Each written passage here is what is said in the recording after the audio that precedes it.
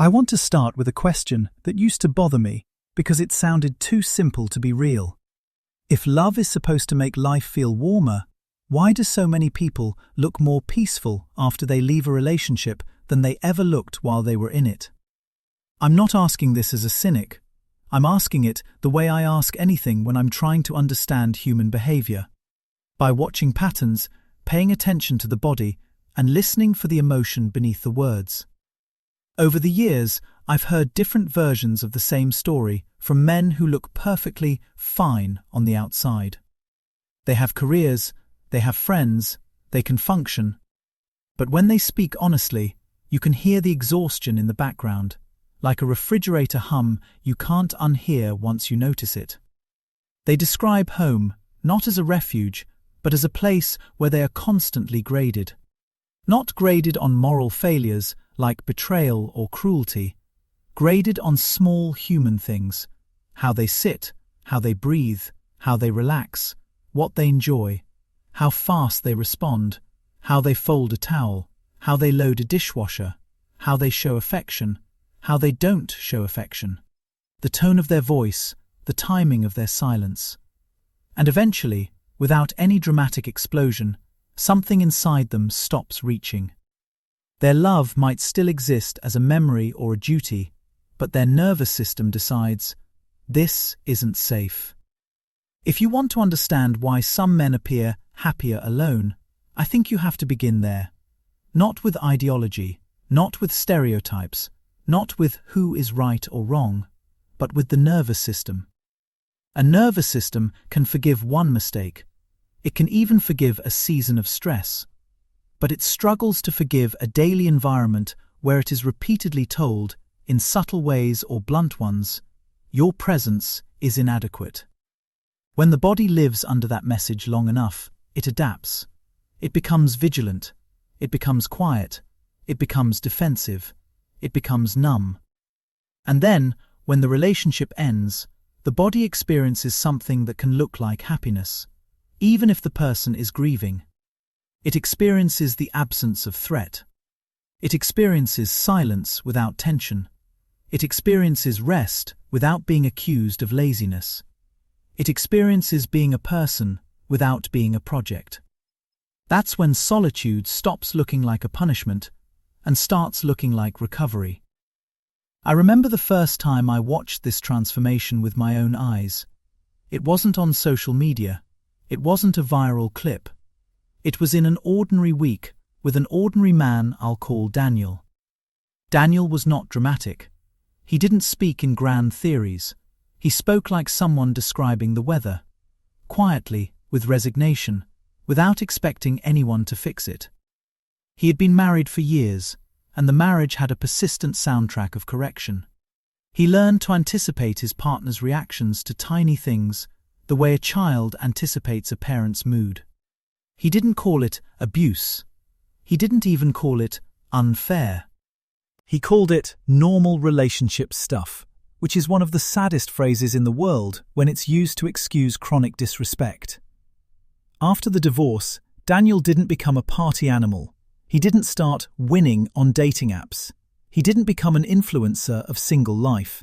He simply started sleeping. He started cooking without being judged. He picked up an old hobby without being mocked. He visited friends without a battle. And he told me something that stayed with me because it was so small and so revealing. I didn't realize how tense my stomach was all the time. That's the point. People talk about relationship problems as if they are purely emotional or moral. But the body is always involved. The body is the first witness. When the body relaxes after a breakup, it can feel like happiness because, in a way, it is. It's the happiness of not having to brace for impact. Now, I want to be careful. It would be easy, and irresponsible, to turn this into a story about women versus men. Human behavior doesn't work that neatly. I've seen men nitpick women into silence. I've seen women carry entire households while their partners act like roommates. I've seen couples where both people are kind, but drowning under stress, money pressure, family obligations, and differences in attachment style. I've seen people who criticize because they are cruel, and I've seen people who criticize because they are scared and don't know how to ask for love cleanly. Relationships where one partner becomes a performance reviewer and the other becomes a permanently failing employee. When that dynamic becomes the default, it doesn't matter who is right about the dishes. The relationship is doomed because dignity is gone. And without dignity, intimacy collapses. You can't stay emotionally tender with someone who consistently makes you feel small. You can remain loyal, you can remain responsible, you can remain civil, but tenderness requires safety. Desire requires permission to be imperfect. Love requires an atmosphere where two humans can breathe. So let's talk about how this dynamic forms in ordinary life, because that's where the psychological depth lives. It usually doesn't begin with the mug in the sink or the sock on the floor. It begins with unmet needs that were never translated into clear requests. One person feels overwhelmed and alone in the mental load. The other person feels overworked and unappreciated. Neither person is lying. They are just experiencing different versions of reality. And because the need underneath is vulnerable, I'm scared I'm alone in this. I'm scared I'm not enough.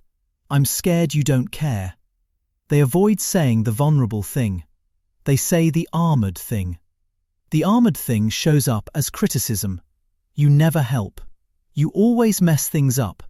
I shouldn't have to tell you. Criticism feels powerful in the moment because it places you above the other person. It protects you from the shame of needing, but it also poisons connection because the other person hears it as contempt. And contempt is a relationship killer, not because people are fragile, but because contempt communicates, I don't respect you. Once a person feels disrespected, their brain shifts from bonding to defending. Their attention goes to fairness, status, survival. They start collecting evidence. They become less generous. They stop giving their best self. They stop taking emotional risks. Then, the critic gets even more anxious because they feel the withdrawal and they increase pressure to regain control, which increases criticism, which increases withdrawal. This is a loop, a very human loop. A loop that can turn two reasonable adults into adversaries. I've seen this loop play out in scenes so cliché you could laugh if they weren't so painful. A couple is about to leave the house. One partner is late. The other partner is anxious. The anxious partner doesn't say, I get scared when we're late because I feel judged by others and I need you to take this seriously with me. That would be intimate, risky, and honest. Instead, they say, you're always so inconsiderate. The late partner hears, you are a bad person, not, I'm anxious. The late partner snaps back, relax, it's not a big deal. The anxious partner hears, your feelings are stupid. Now, the argument is not about time, it's about respect. Then they arrive somewhere tense, and the tension spills into the rest of the day. Later, someone sighs the wrong way, and the bottle explodes. Sometimes these explosions are described as fights about nothing. But they're not about nothing. They're about a backlog of emotion that never found a clean channel. When a partner erupts over something small, it often means the small thing has become a symbol. The problem is that symbols are unfair. They turn a single behavior into a global verdict. You forgot to text becomes, you don't love me. You didn't notice my haircut becomes, you're not attracted to me. You worked late becomes, you're selfish. That leap is rarely logical. It's emotional. It's fear. And fear, when it isn't named, becomes accusation. The partner on the receiving end doesn't know how to respond, because how do you respond to a story you didn't write? They say, that's not what I meant.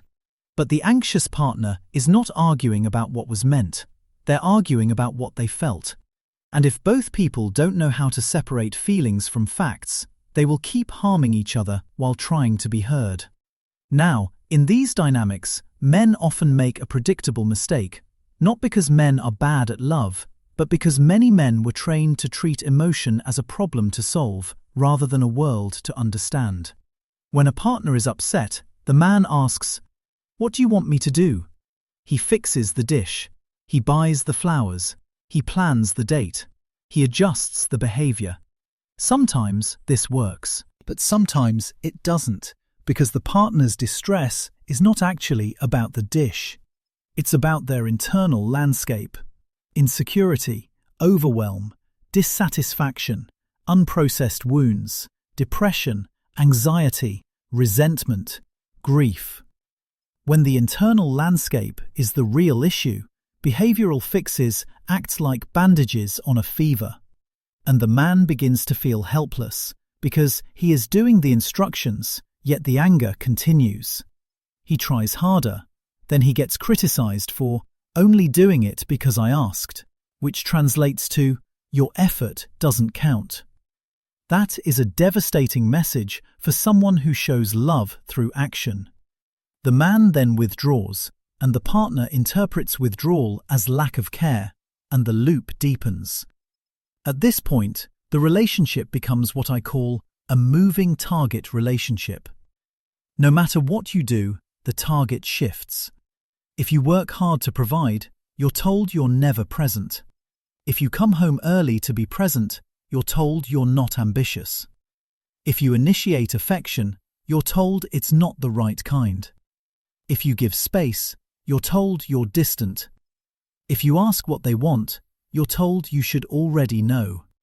If you decide, you're told you didn't consider their feelings. This is not always intentional manipulation. Sometimes it's just emotional confusion combined with poor communication. But the effect is the same. The partner experiences perpetual failure. Perpetual failure creates fatigue. Fatigue creates numbness. Numbness kills love. And here is the brutal psychological truth. People don't leave relationships only because they are unhappy. They leave when the relationship makes them feel powerless. Humans can survive hard seasons if they feel agency. They can't survive long-term helplessness. Helplessness produces depression, resentment, and eventually escape. When escape happens, solitude can feel like power restored. This is why, when some men live alone, they don't experience it as loneliness. They experience it as autonomy. They decide what to eat. They decide how clean the apartment needs to be. They decide how to spend a Saturday. They decide when to rest. They decide what hobbies to pursue. And what shocks outsiders is how profoundly healing these basic decisions can feel after years of being criticized for them. People mock the stereotypes. Men just want to play games and eat steak. But those are symbols too. They symbolize freedom from judgment. They symbolize a space where a person can be imperfect without consequences. They symbolize the end of being constantly managed. And management is the key word here. Many relationship conflicts are not about love, they're about control. When one partner tries to control the other partner's behavior to soothe their own anxiety, the other partner feels suffocated. When the suffocated partner is finally alone, they feel oxygen return. That oxygen can look like happiness. But let me add a layer. Sometimes the critic is not trying to control. Sometimes the critic is drowning. Especially in modern life, many couples are running on empty. 2 jobs, traffic, bills, family pressure, sleep debt, endless notifications, constant comparison. In that environment, small irritations become big because the system has no buffer. A person who used to be patient becomes sharp. A person who used to be affectionate becomes transactional. And if both partners don't know how to repair conflict, the relationship slowly becomes an emotional landfill, where every disappointment is thrown without being processed. In that sense, the rise of content solitude might not only be a reaction to bad partners, but also a reaction to modern overload. Being alone reduces complexity. Complexity is a stressor. For many stressed people, reducing complexity is not a luxury, it's survival. That women never expected men to be happy alone. I think the more accurate interpretation is this. Many people, regardless of gender, assume their partner needs them more than they actually do. It's a romantic illusion, and sometimes a power illusion. People want to believe they are indispensable because it calms insecurity. If I'm indispensable, you won't leave. If you won't leave, I don't have to face abandonment. But adulthood teaches a different lesson. No one is indispensable. Healthy love is chosen, not forced by dependency. When men demonstrate they can be single and stable, it disrupts the dependency-based version of love. That disruption can feel like panic. Not because anyone wants men to suffer, but because it changes the negotiating power in dating and relationships. If a man can walk away and still thrive, then a relationship must offer something genuinely positive to compete with solo peace. That's not a threat, that's a standard. And standards, when they are healthy, improve the world. So what does a relationship need to offer to compete with peace? Here is my best answer, based on what I've seen in real lives.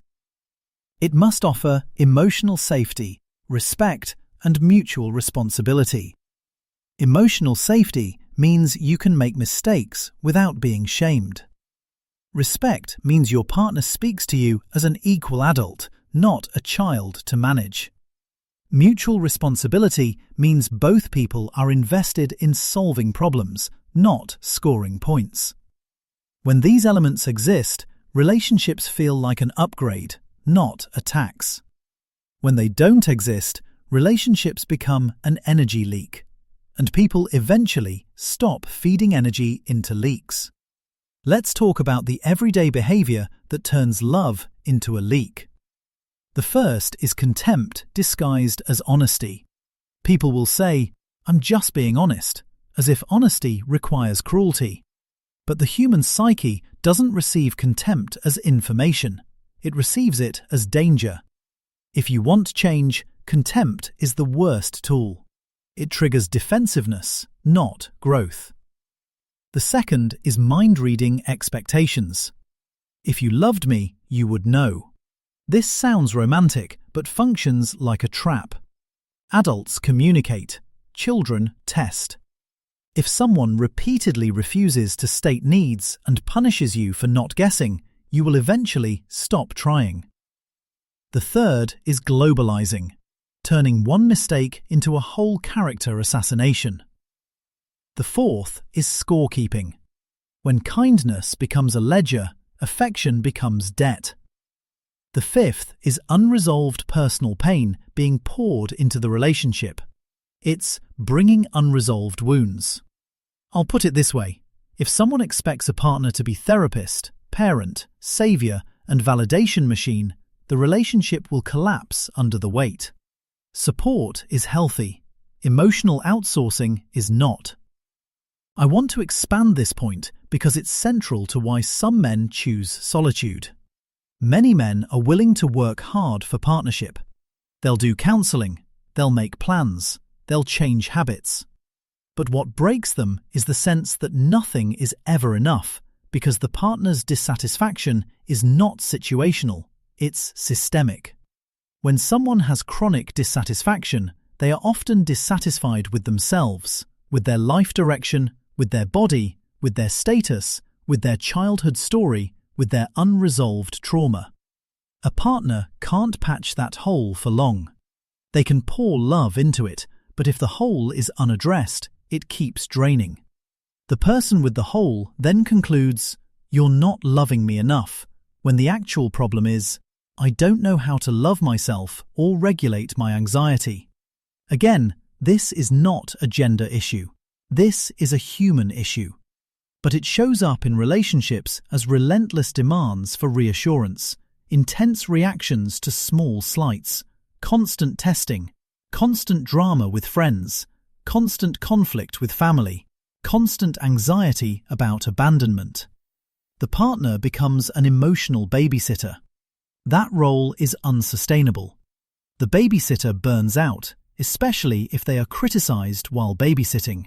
At that point, solitude becomes attractive because, alone, you're responsible only for your own emotional weather. Here's one of the most practical psychological ideas I've learned. Many relationship fights are not about the actual topic, they're about attachment panic. Attachment panic is what happens when a person feels, even briefly, that they might not be loved, might not be chosen, might not be safe.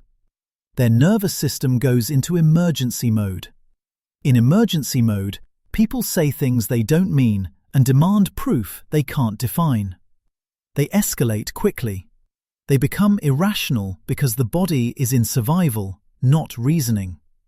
If the other partner doesn't recognize this and responds with logic or defensiveness, the panic increases.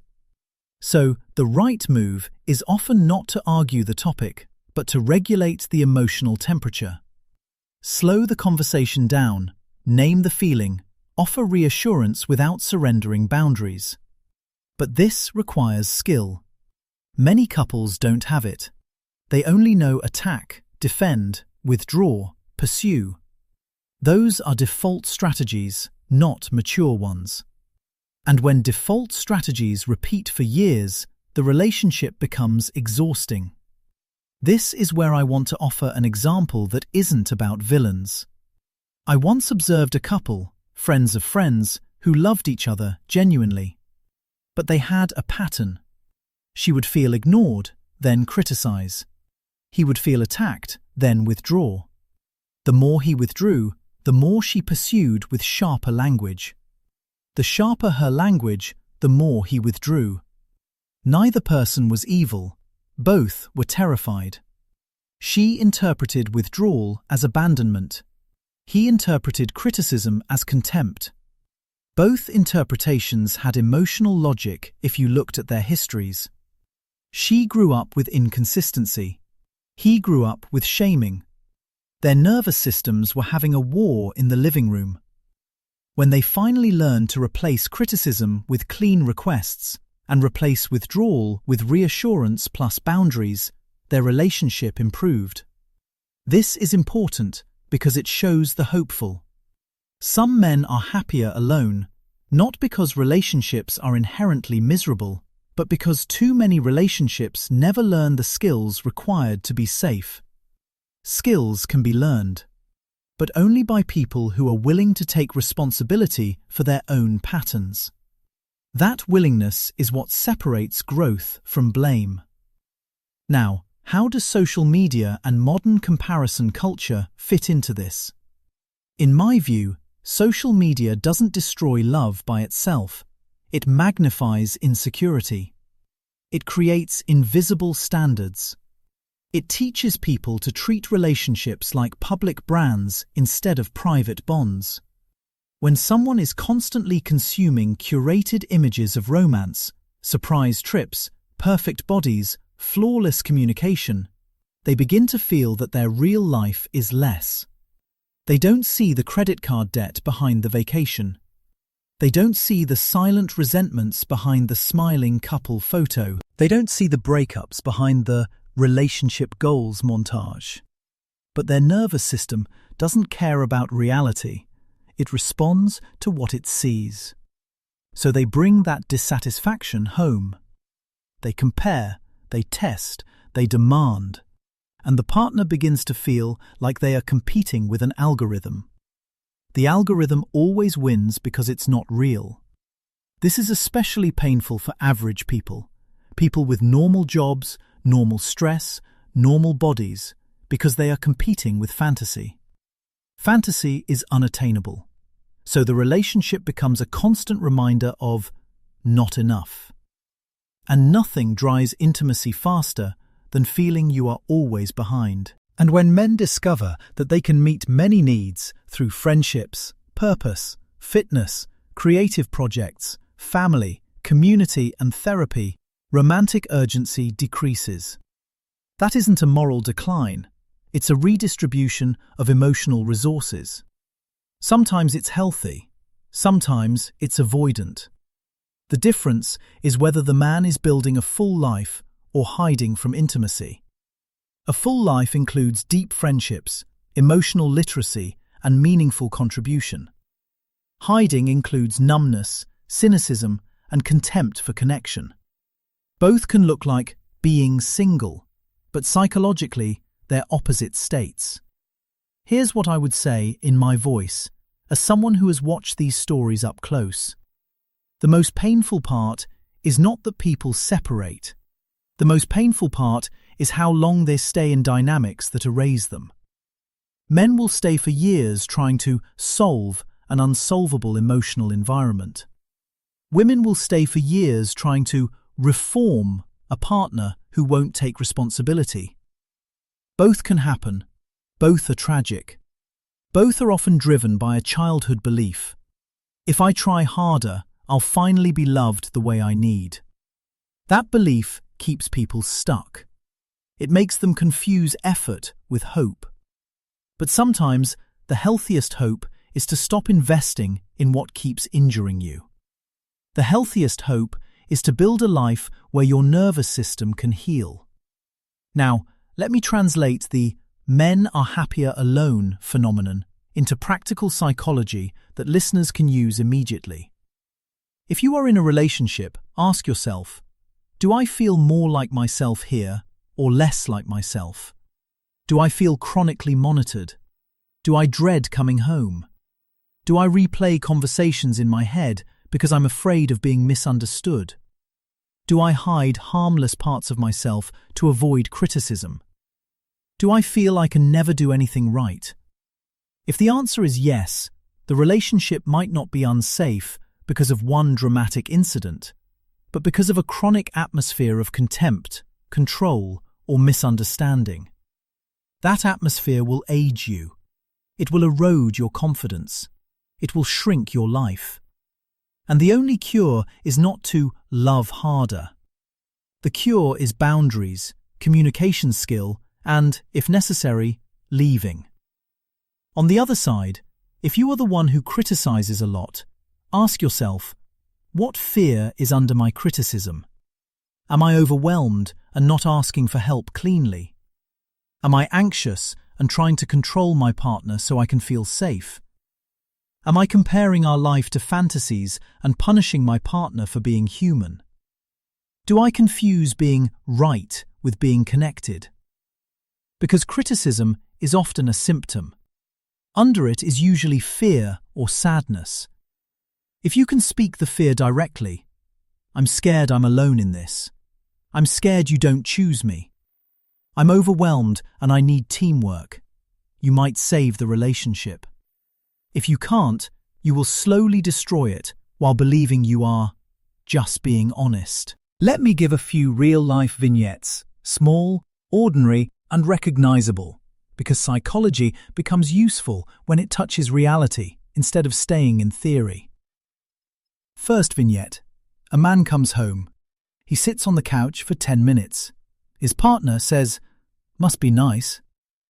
The words are small, but they carry contempt. He hears, "You are selfish." He feels shame. He becomes defensive. She feels dismissed. They spiral. If she had said, "I'm exhausted. Can you take over for 20 minutes so I can breathe?"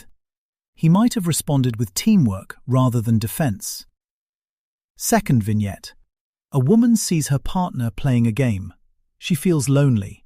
Instead of saying, "I miss you, can we have an hour together?" she says, "You're a child." He hears disrespect. He withdraws. She feels abandoned. They spiral. Third vignette. A partner keeps a mental list of mistakes and brings them up in every fight. The other partner stops trying because why try if the past is never forgiven? This is called kitchen sinking, dumping every grievance into one argument. It creates hopelessness. Fourth vignette. One partner demands constant reassurance.